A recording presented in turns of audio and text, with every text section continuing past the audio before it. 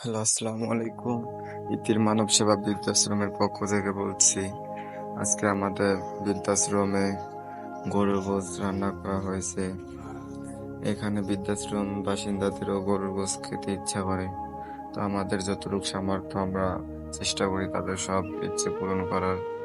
তো আপনারা আমাদের পাশে থাকবেন, ভিডিওটা বেশি বেশি শেয়ার করবেন, অন্যদেরকে দেখার সুযোগ করে দিবেন।